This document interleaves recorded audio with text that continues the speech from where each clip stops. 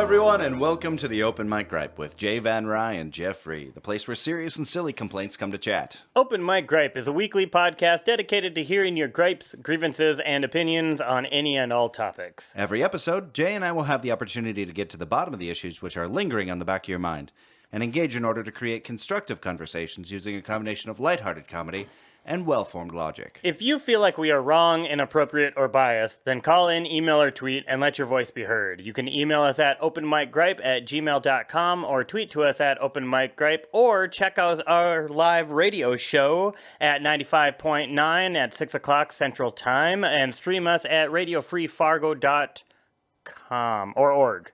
Com. Oh, it's org because we're you just Google Radio Free Fargo. There we That's go. a possibility. Open Mic Gripe Live.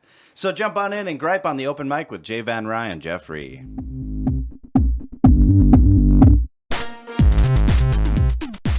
Howdy, Jay. It is org. Is it org? I think it's org because we're a nonprofit.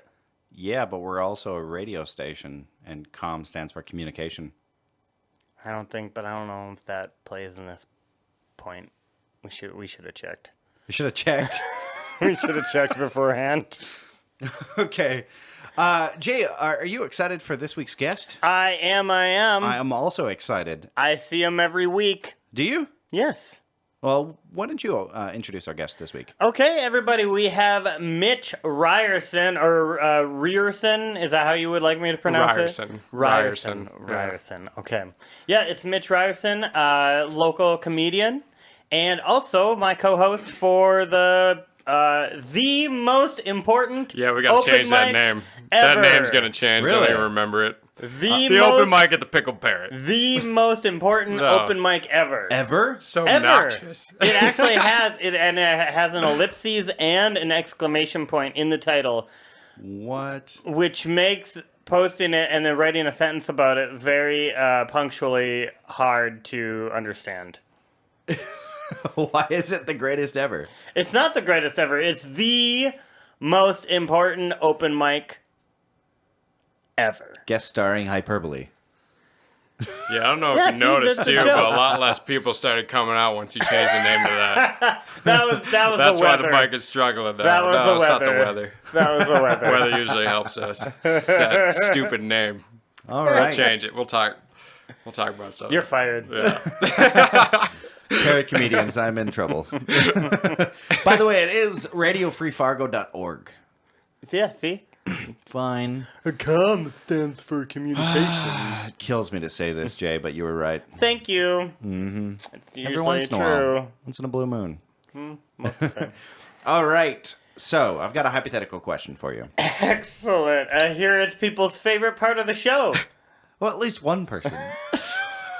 Who is that person, by the way? Well, Somebody who was on the show. That's all we need to say. It was somebody who was on the show, and Jeffrey thinks that became the greatest thing. All right. Well, see, now I've just decided to change my hypothetical question. So Oh, we're gonna, you yeah, did? Yeah, we're gonna have to come back to it here. I will break open a hypothetical question somewhere halfway into the episode now. You're just gonna completely change things up. No, this sounds like an awful idea. Awful idea. What do you? Well, let's. I'm down for it. Okay. Well, Just throw it in there somewhere in the middle. Okay. If it gets a little dry, throw it if in. Mitch is in, This is podcast lube is what it is. Yeah. If it gets a little dry, just throw it in there. Yeah. Just slide on through. Podcastro glide. Podcastro glide, right? That's pretty good. That's one of my. I still hold true. This is one of my favorite ideas when I Podcastro eventually glide. become. And I'm not joking. I actually put this on a dating profile that I had for a while.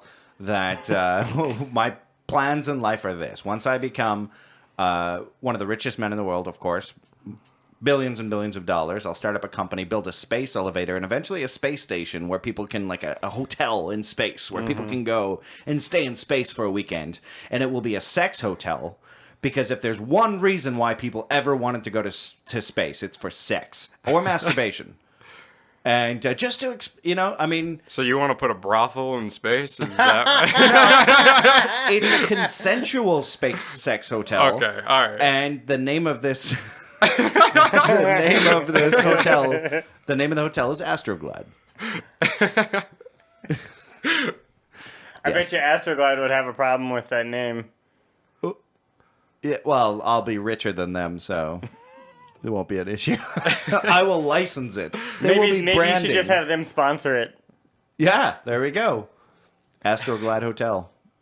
I like it. Is that the hypothetical question? Would you sleep with a prostitute in space? Is that...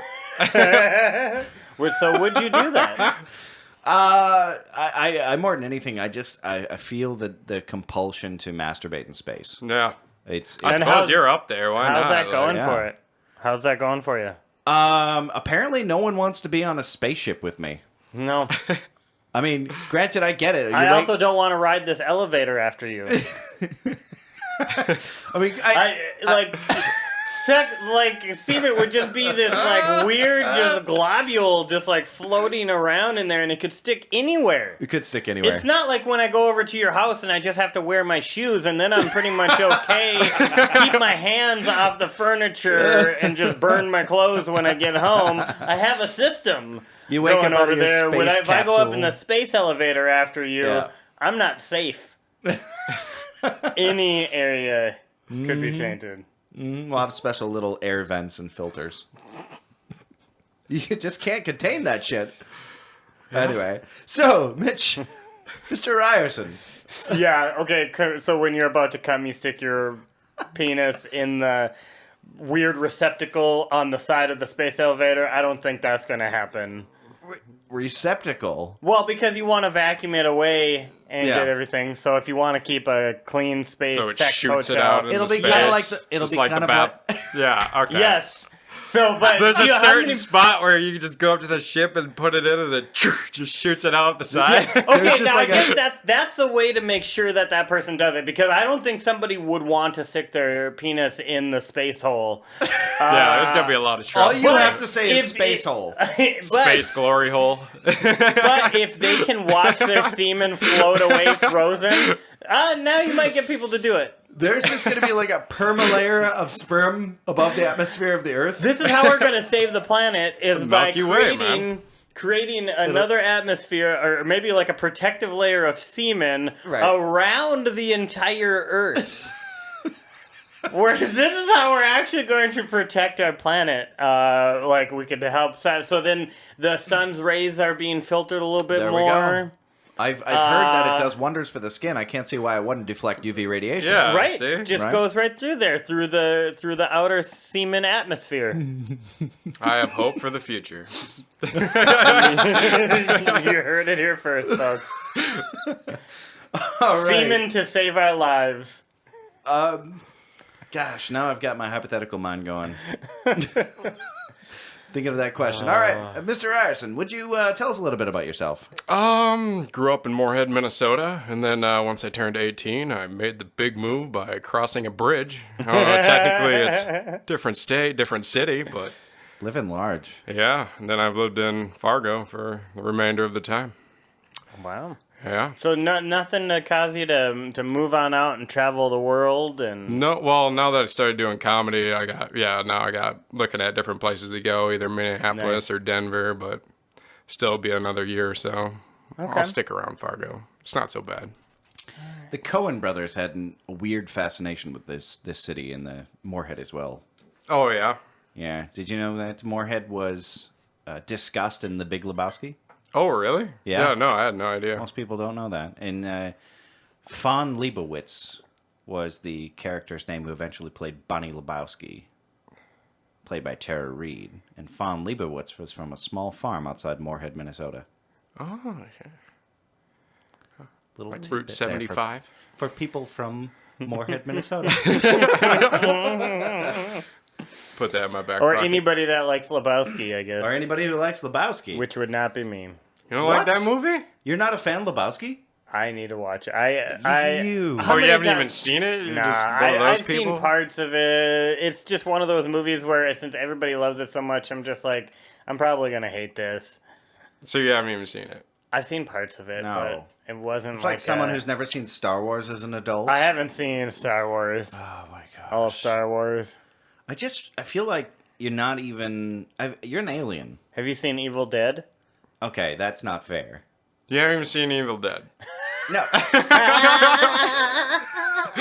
I never watched horror films growing up, and so I never got exposed to that. But there are, okay, you don't need to know about Evil Dead to grasp so much of the pop culture that we live in. You do need to know Star Wars. Or at least people, Yeah, that's true. Baloney! you probably hear Star Wars references every day. Okay, wait, have you Can't ever... even walk through a store without seeing Star Wars merchandise. Yeah. Especially now they're putting out a new movie. Have That's you all ever- you have see you is ever- Star Wars. Jeffrey, have you ever said, give me some sugar, baby? Give me some sugar, baby? Why would I say that? Why would I say that? What's Your that nice from? lady on a second date. Give me some sugar, come baby. on, give me some sugar, baby. Never said it. Am I a 50s Hollywood producer? No, it's from Evil Dead. Okay. That's where that made it. There's a lot of things that people say. So that's from earlier Evil today, Dead. I showed you a quote from Star Wars, and you laughed at it. But rather than admit that you don't even recognize that quote because you haven't seen the What movie, quote was it? I don't care what you smell, get in there. Oh no, I mean I've heard that part. I've seen parts of Star Wars as well. I just haven't sat down and watched it from beginning to end. But when it's been on TV, I've caught a little bit of it, and I'm like, meh. We were talking about hairy vaginas at the time. Oh, okay. Yeah. There was a picture of Chewbacca. Oh, yeah, that makes sense. Okay. Yeah, I don't know. It's hard to explain to Yeah, people. in the dumpster, in the trash compactor thing where there was something live in there, Damn right? it, he actually knows. All that thing that, Yeah. with the eye. Right before he goes into the vent or whatever it is Yep. to get Yeah. down. See, like I said, I've seen parts of it, but right, again, all right. I'm not. Would that be considered like a classic scene, or I don't know. I don't know too much about Star Wars. Oh, really? Yeah, I just remember that part. What? You've never seen a. No, I've seen it. I don't mind the movies. I just never got into them Yeah, like me everybody either. else did. No, it's just that you either grew up with these cultural icons or you didn't. You either Yeah. grew up as a total nerd like Jeffrey, or you grew up cool like Mitch and myself. It is just a coincidence that I'm actually wearing a Star Wars shirt right now. Yeah, just a coincidence. What? There were important inspirations when you were a kid. I Like- never got into Star Trek, and I wish I did. I got into Green Day. Green Day? That was my big thing when I was younger. Music? Yeah, Okay. went down that road. Are you a musician, Mitch? I don't know. I play guitar, but I don't have a band or anything, or go out to open mics and sing my songs or You anything don't go like out that. to open mics and sing well, your I songs? do. Nah, well, if they're joke songs, yeah, I do I it have for a comedy. guitar right here if you want to play any of your joke songs. No, that's fine. Are you sure? That's fine. I think we should pressure him into it. I think we should get you to do it, don't you think? You want me to do it? Yeah, you want to do a joke song? Is on that here? tuned? Is that good to Yeah. go? Ready It's to got go? a snark on there, so Yeah? you can Yeah. you can help tune it up. Put it. For get me, it's just, by distortion, the or- way, I might as well just be open and honest. That's just there for looks for me at this point. I was going to learn the guitar, and it's went as far as I got a snark for Yeah, it. that's that guitar is about as useful for Jay as a sword on someone's wall is. Oh yeah. I was gonna say it looks untouched. All right. Well, I guess this is my love song. I'll just start. Mitch is so full of love. Need to let it out. Girl, you know I miss you.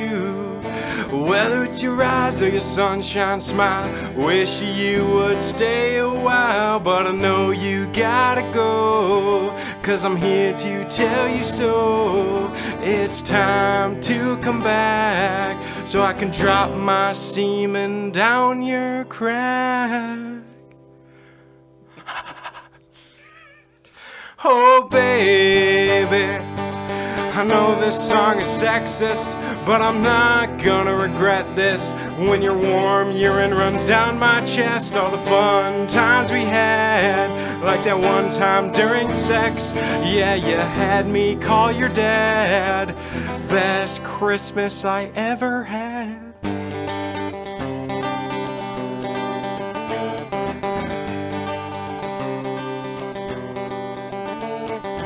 Come back home, I miss you so.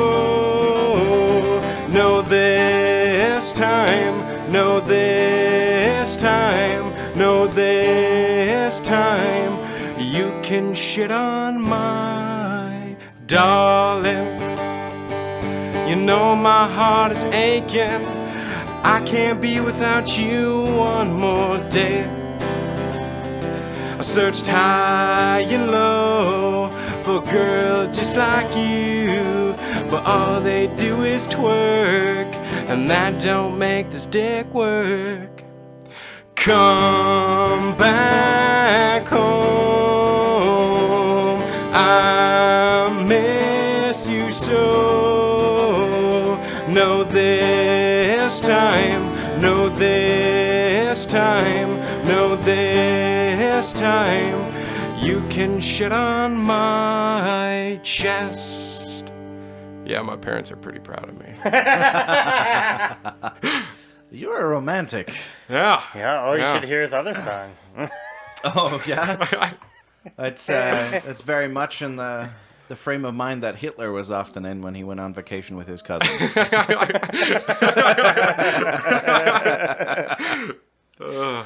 Okay. Yeah, that was fun. It's not an aspect of romance that I typically get to hear. Yeah, well, behind closed doors, you know. So what drew you into comedy, Mitch?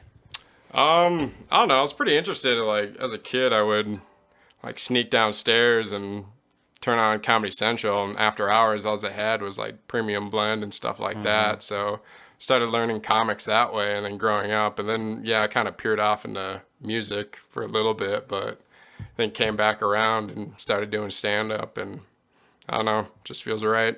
So at heart, you're more of a comic or a musician? Probably a comic.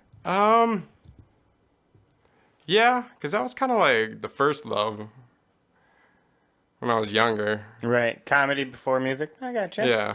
It was funny. I actually, Jeffrey and I are not. No, although when I go over to Jeffrey's house, he'll play records and whatnot. But so when he says he's not into music, it's not as much as I'm not into music. Oh. So although I do like 90s pop punk, so I do like some of the same music. Are we competing about who's not into music more? Yes, and I win. I'm going to win that every time. So you're not into music, but you're wearing a Misfits hat.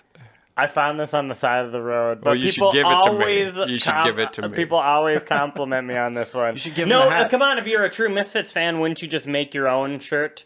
No, that's stupid. You should give him the hat, Jay. I'm not giving him like my a hat. crust punk, make your own clothes.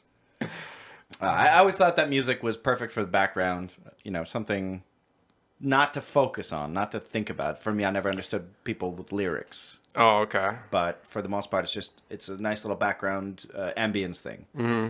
But beat that, Jay. But what I was going to say is that I actually just... speaking of our influences, I actually turned Jeffrey on to Mr. Show with Bob and David. Oh, yeah. And I'm like, that had way more of an impact on my sense of humor. The shows like that and Ren and Stimpy and basically shows that my parents didn't like password protect any of the TV shows that we got, so I watched whatever I wanted, and I was quickly drawn to like kind of like the darker humor that I could find, like Mr. Show with Bob and David. Mitch, did you also get into Mr. Show? Not as much. When I was like, I watched a lot of Monty Python because that's what my stepdad had, and he would always watch that. He had like the entire like box set. Flying Circus. Yeah. And then George Carlin, stuff like that. And then I learned about Bill Hicks like through a friend and kind of those guys. And then sketch comedy, I took a lot of interest in, like Kids in the Hall, Like Right. even Yeah. In Living Color, Jim Carrey. Like, Right. that's what I watched when I was younger, and there's another one too, but Well, it's not Mr. coming to Show's mind right coming now. back this week. It's going to be on Netflix this now. week? Oh, so- really? Yeah, Mr. Show's gonna. They're bringing back the entire show, all of the original. Well, like I Comedians? said, that show really helped springboard some people like Jack Black and Oh, Brian really? Posehn Yeah, that's and right. whatnot. Sarah Janine Silverman. Garofalo, a lot of them. I mean, I think some of them were actually writers too, but Yeah. this was a show that actually highlighted a lot of the writers. I might be wrong, but I think that's why Brian Posehn and Janine Garofalo were on there, is because they were comedy writers for Right. the show. And then, of course, when you're doing a sketch show, you need more Yeah. people in the sketches. So guess what? Those are your writers. So you mentioned some of your influences. Did you have anyone in particular who you really modeled your own comedy after? Oh shit! I was gonna say the music comedian, Stephen Lynch. Stephen Lynch. Yeah. That's what I was thinking. Yeah. I kept wanting to say Craig Lynch, or isn't that his Jesus brother is Oh yeah, Craig. Craig? Yeah, that's a good song. Yeah, the music comedy, that's definitely all Stephen Lynch influence. Okay. But I don't know.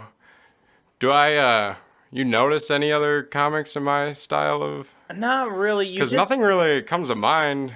No, you definitely talk about cats a lot. Yeah. Are you a cat person? Yeah. And the funny thing was like I grew up like with dogs. Like I didn't have a cat until I was 25 years old. So you're sad. And then had a cat and no I don't girlfriend, give- nothing. Just need the cat now. I don't get why cats are for sad people, because it's like Oh my god! I don't even think that's a thing. I think that is a thing. We just agreed. I think. I'll let you finish this, and then I'm going to make fun of you. I think cats are for sad because cats don't even care for their owners. That's bullshit. That's That's bullshit. I think cats don't care for you Yeah. because you don't give a shit about cats. Every No, time baloney, I come the cat- home, my dog or my cat runs See, out. you even wish it was a dog. You even wish it was a dog. My cat runs out of the bedroom, screaming and yelling, glad For that I'm food. home. For food. No, he's got food. Wants food. No, he's just happy I'm home. You know, I think it's dog people always have difficulty understanding how cat people communicate with their cats. Yeah. Even I know I was raised with dogs as well. I know you have cats, Jay. Mm-hmm. It's not like we're in mutually exclusive universes here. But there's just a mentality about pets and what pets are and what role they fulfill in your life. And you want minions. Well, yeah, I don't want to be in. Because I'm in constant battle with these fucking things. I'm in constant battle because it's stay out of the room, get off the clean laundry, quit dipping your paws into milk when it's set down on the counter, get off the counter, quit knocking shit off the table, quit tracking litter all over the house. You know what my dogs do?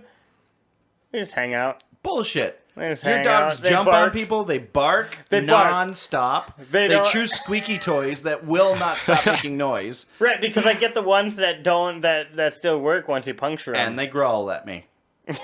Yeah, Ruger doesn't like me at all. Ruger doesn't like any you said he was strangers. going to warm up to me, and he just never did. Oh, he walked away as soon as he saw it was you. It's just as dickish as a cat. Doesn't even care I'm here. Just, that guy. I don't know. Let me start that sentence again. Of all comedians out there, do you think that comedians are more cat people or dog people? I've noticed that more musicians tend to be cat people.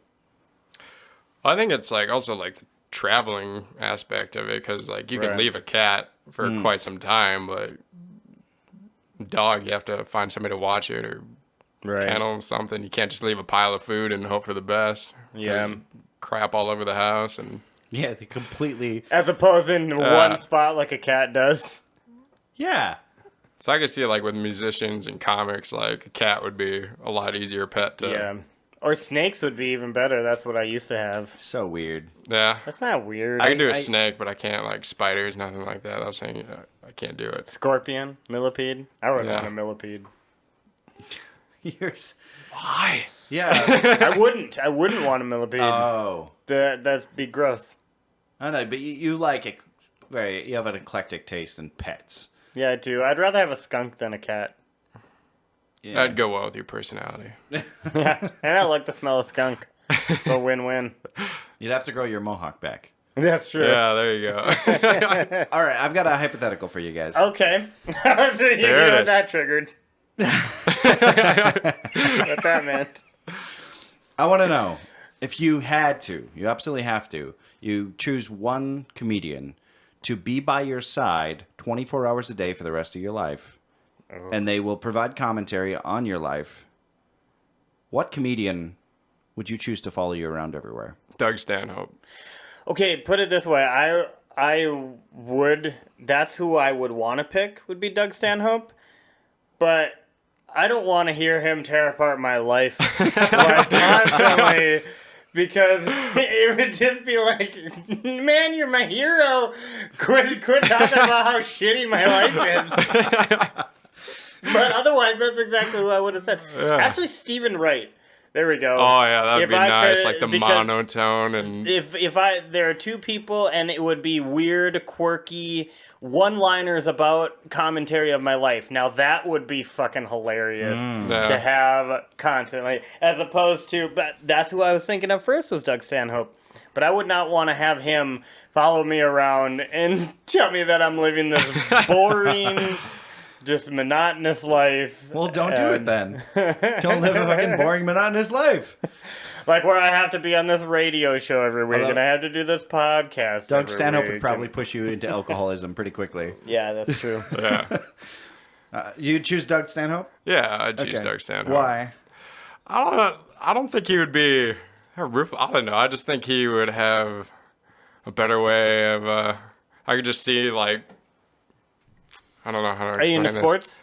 No, I'm not. Oh well, he loves sports, so you'd have to sit Yeah. and watch sport. Probably watch. Yeah, but that's the thing is like I've heard him like do commentary for sports, so like that's like another reason why I think he'd be. No.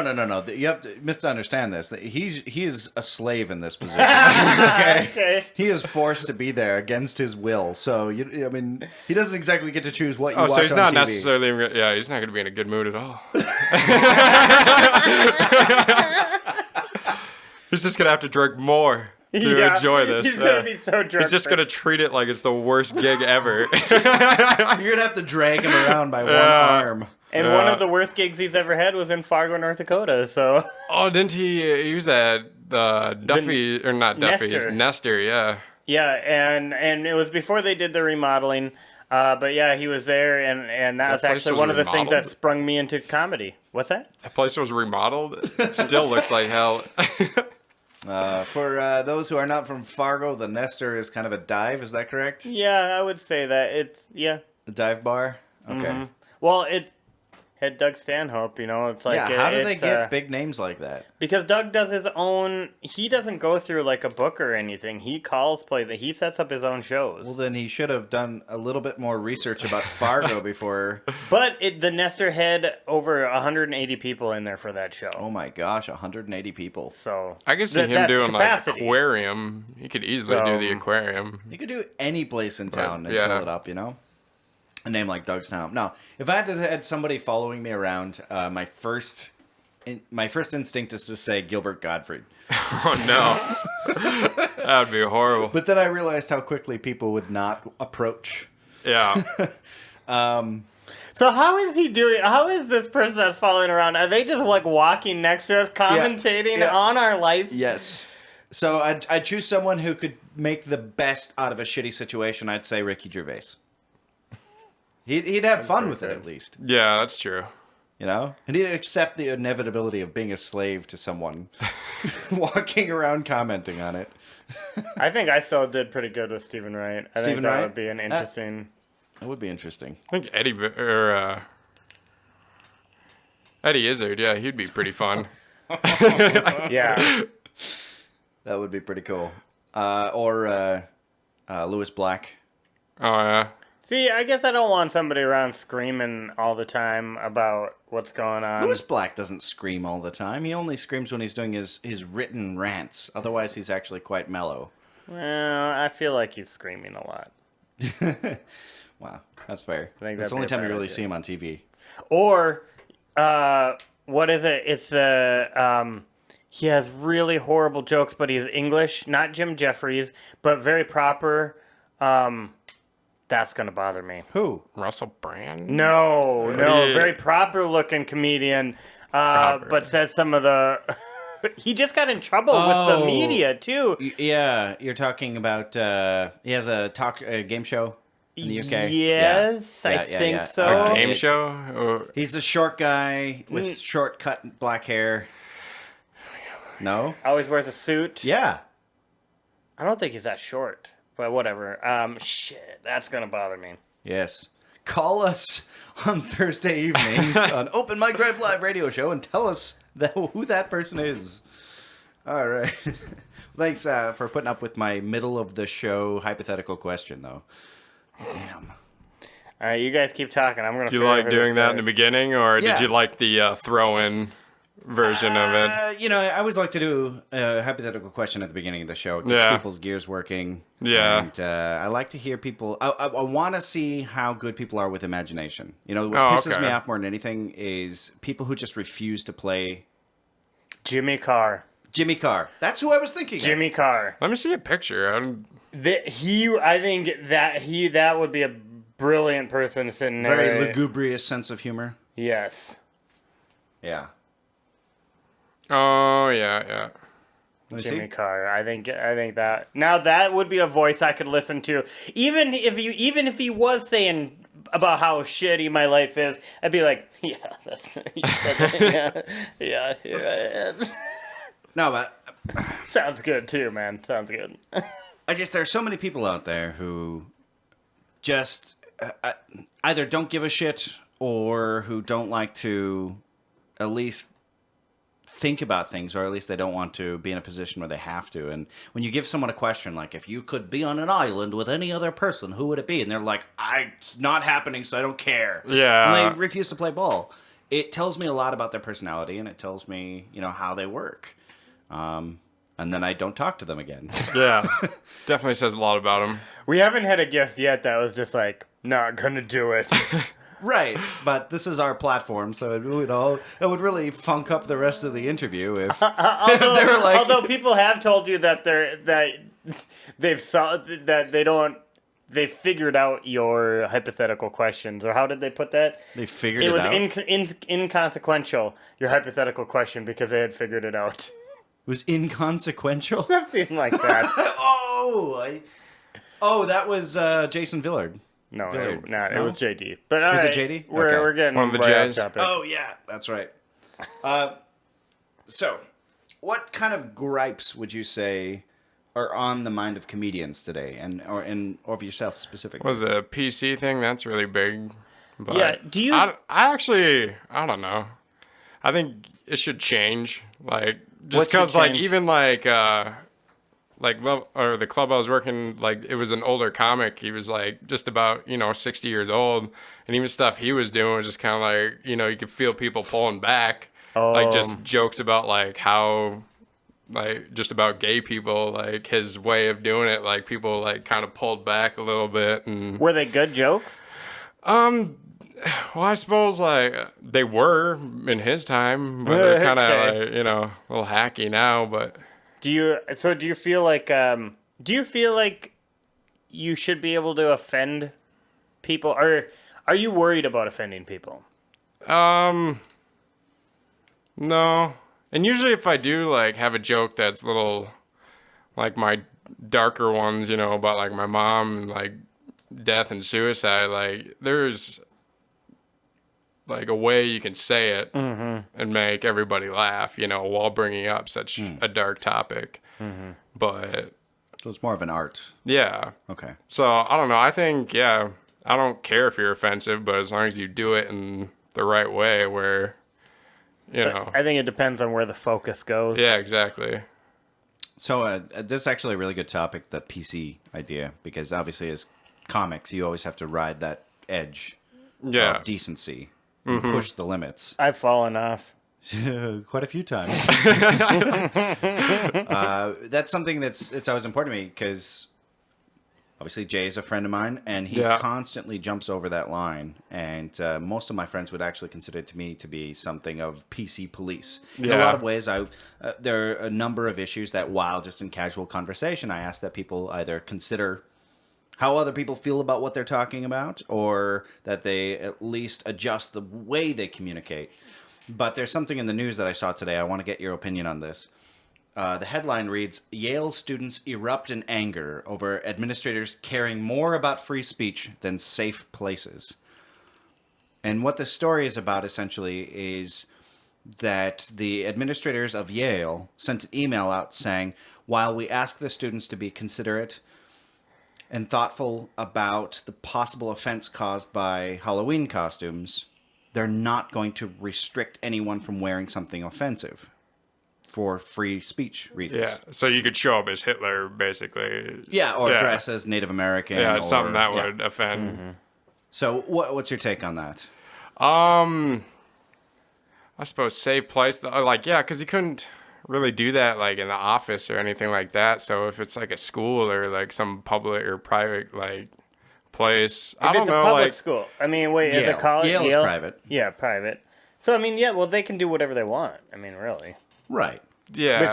Within confines of the law. Well, now they're demanding the resignation of a number of people high up in the offices because they care more about free speech than about creating safe places for people. In other words, restricting whatever expression that might be considered offensive. Right, but if I want to, so yeah, I mean, I get it. Like, I'm sure the Catholic Church doesn't want people wearing the "Hey, I'm a priest with a little child attached to my dingle-dong area" costume. But you know what? That's free. That's freedom of speech and expression. Right.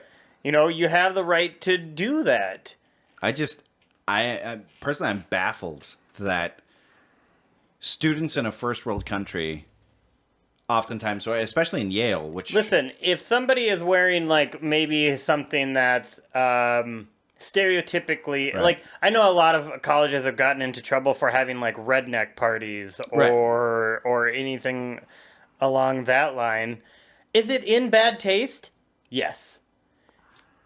Should it be, like, punishable for somebody to be an idiot? Well, then there'd be a lot of fucking people in this country in jail if you can just be in jail for being an idiot. I don't think they were going to lock people up for exactly dressing like an Inuit. So, I mean, they're expressing the idiotic side of freedom of speech, and does it create an unsafe place for hillbillies at these parties? It makes me cringe every time someone is using free speech to fight against free speech.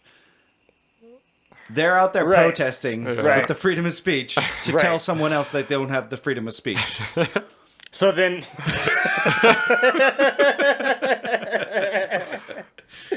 I love being tolerant and open and trying to take in perspectives.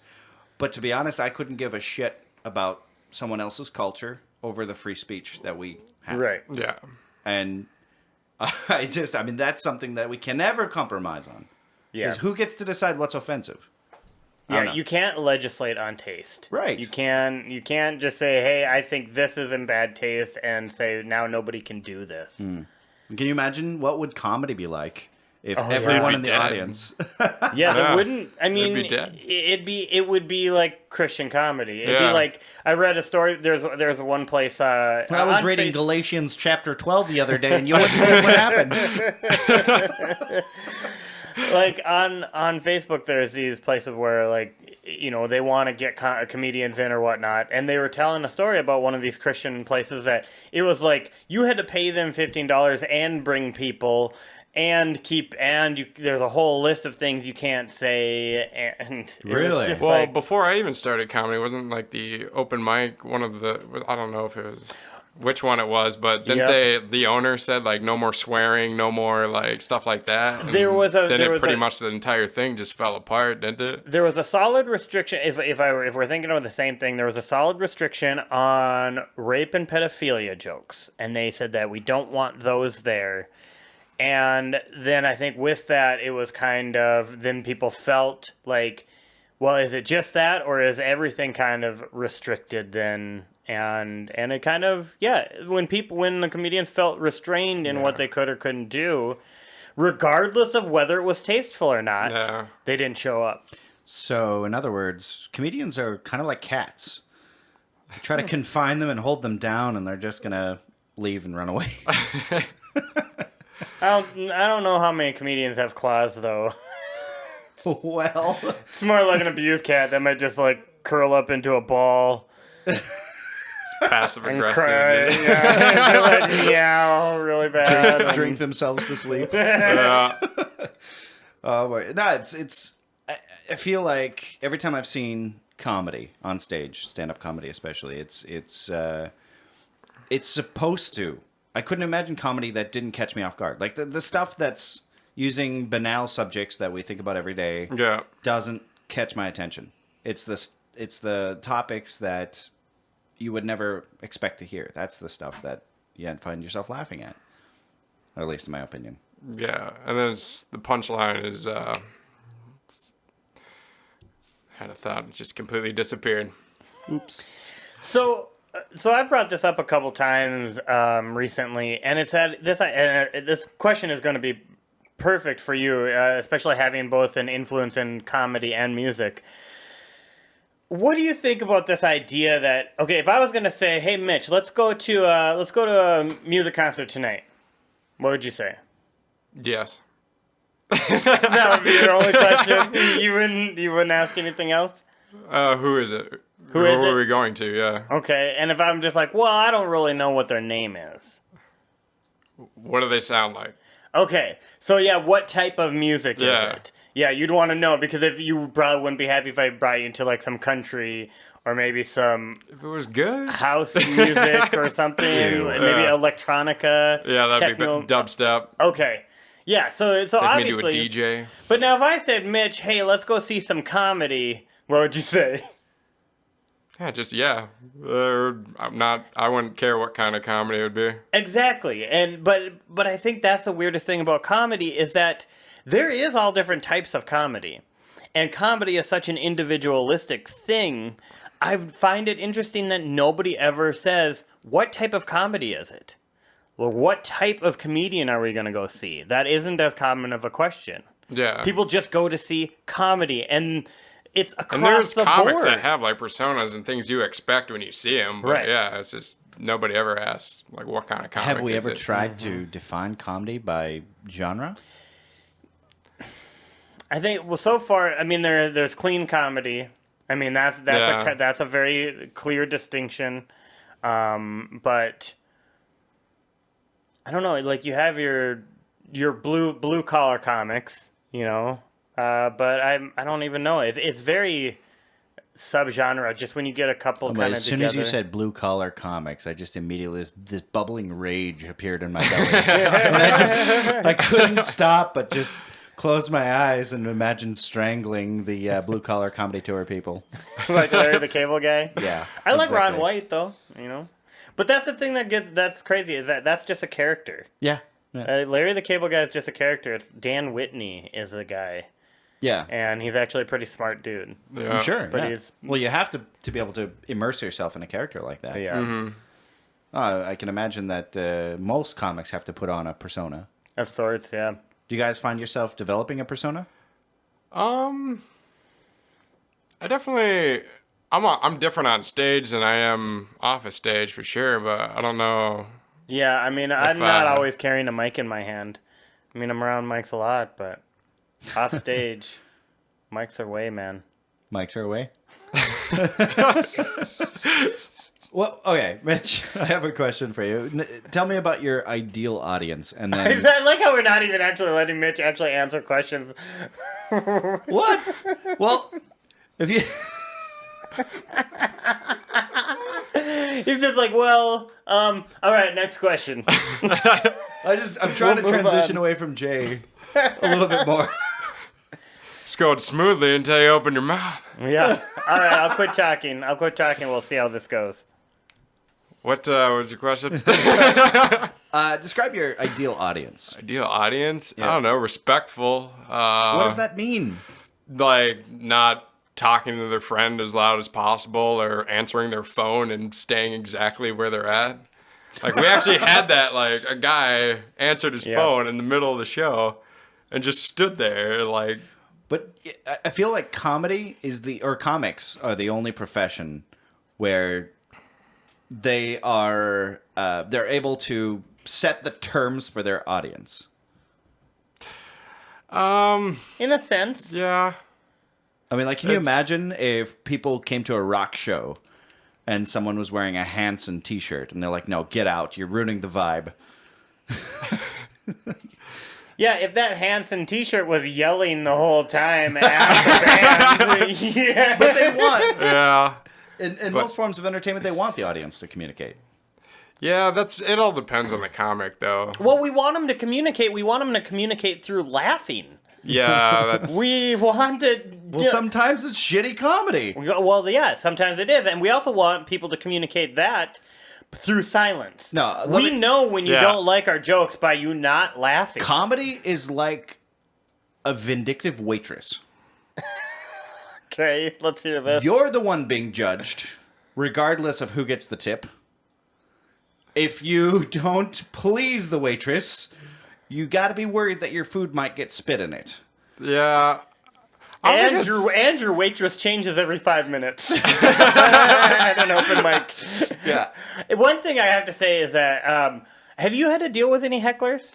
No, not too many. Like, I've had a few, but usually, like, with most people, like, once you, like, bring it, like, hey, come on, knock it off, like, they will.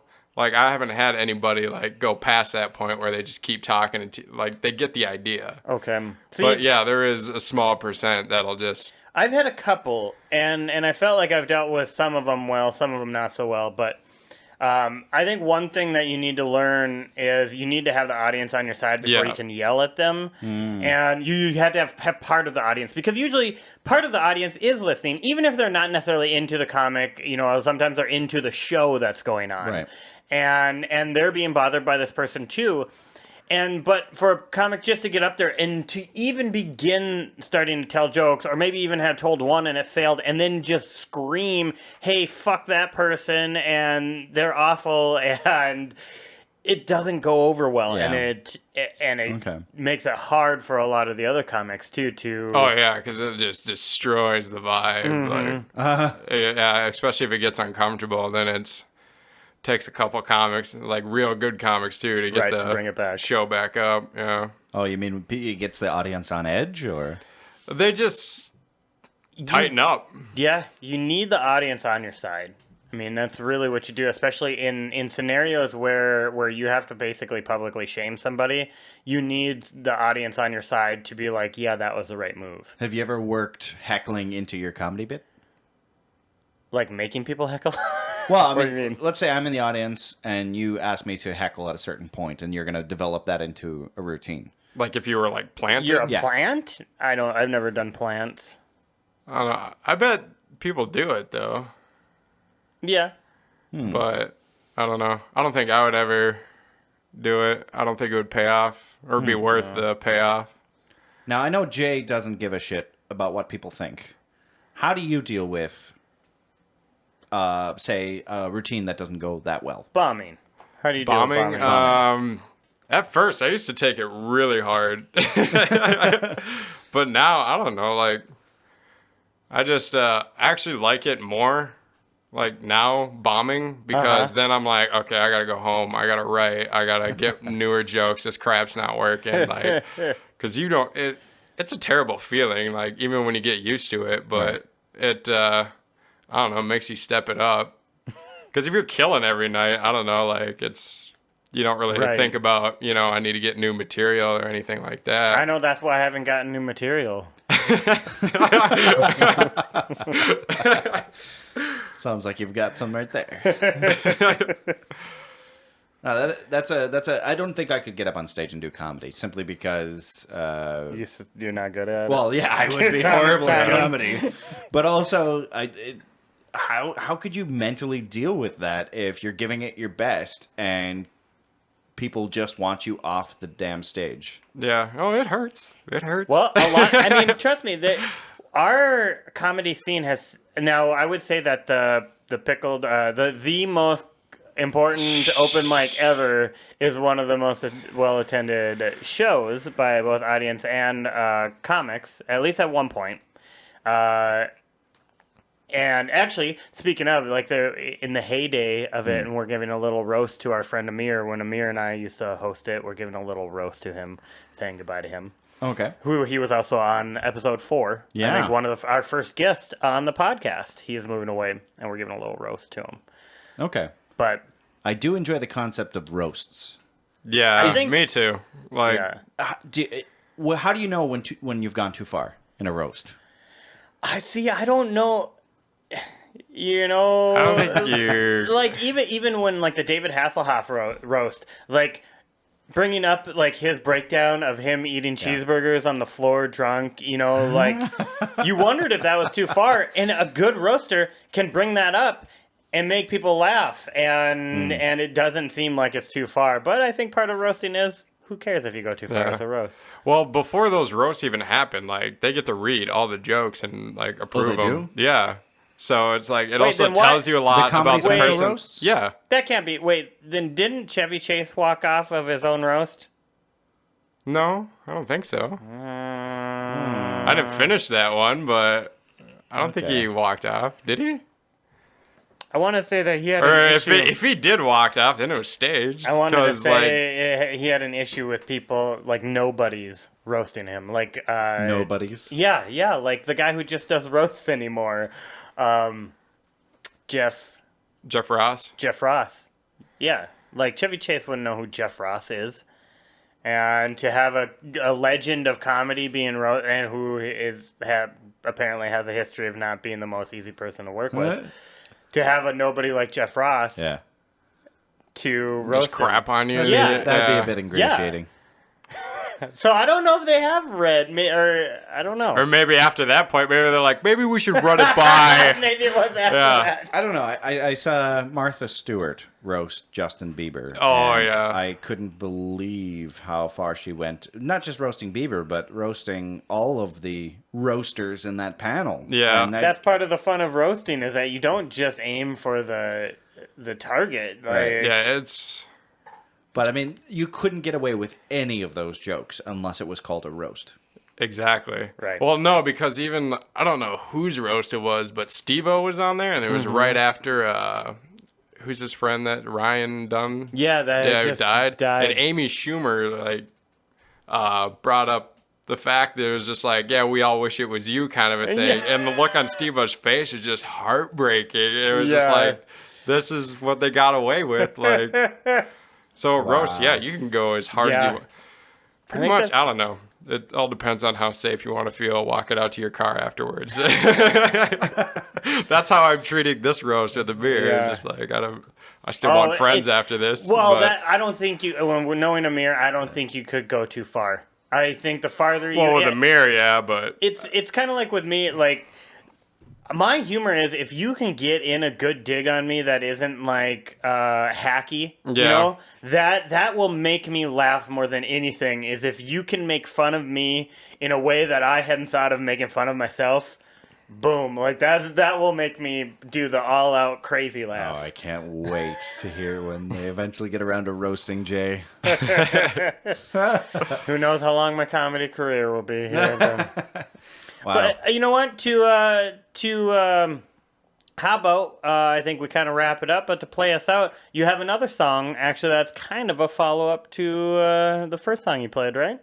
yeah. Kind of like is it a pre-sequel or whatever they call them now?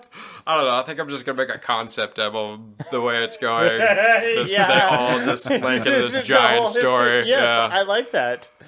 Be the first comedy concept album. I like that. And yeah, it's just like this whole history of this family. Well, now, we had a previous guest on the show, JD Proverse, Proverse. and he wanted to take our idea to name his first album Just the Tip, Oh, yeah. but he was unable to change the name because he had already uploaded it, Oh, yeah. and so if you come up with an album, you can use that just to piss him off. So yeah, the tip. if you release just these 2 teaser songs for the rest of this concept album, Yeah. you could call it Mitch Reierson, just a tip.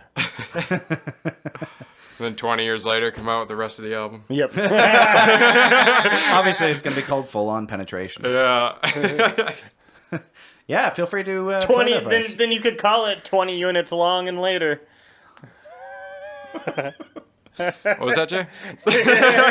That's fair enough. So of course we wanted to welcome. You're doing all right there? Oh man, We're having a small stroke over there. Jay and I would like- That's what's gonna happen if I have a stroke. Zippity doo dah. Jay and I would like to thank you for joining us and listening to the Open Mic Gripe, the place where serious and silly complaints come to chat. We will be bringing you new episodes every week, and we encourage everyone to participate by sending in your gripes, grievances, and opinions at openmicgripe@gmail.com, and of course, tuning into our radio show 6 o'clock Central Time on Thursdays, or streaming at radiofreefargo.org. And of course, we would like to thank Mitch Reierson for coming on out and joining us, and make sure to check him out hosting at, if you happen to live in Fargo, check him hosting the most important open mic ever at the Pickled Parrot on Wednesday nights. Sounds interesting. We hope you enjoyed this episode, and if you didn't, check us out next week when we will be discussing your gripes.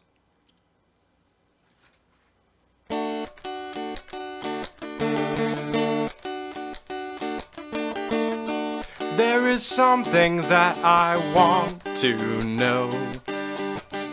'Cause you might not be the person that I think you are. 'Cause your mom was a slut. Oh boy, let me tell you what. Let's go to the hospital and see if you're really my son. Yeah!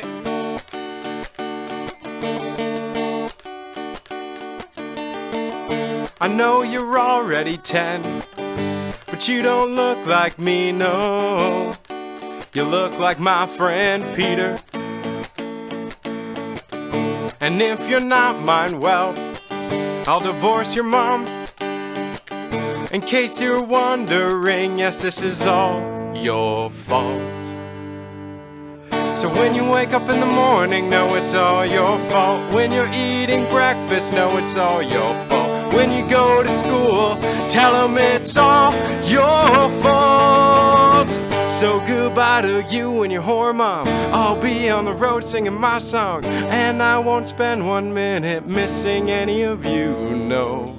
I'll be as high as the sky, gonna stop living this lie, and I never loved any of you, no.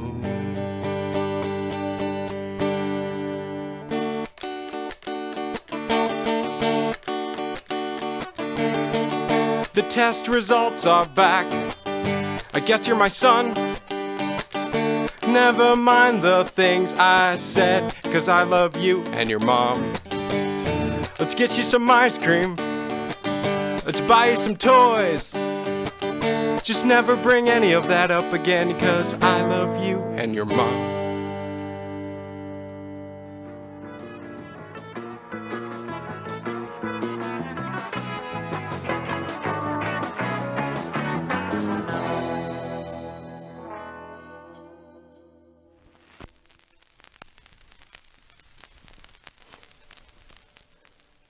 I'm not saying anything after that.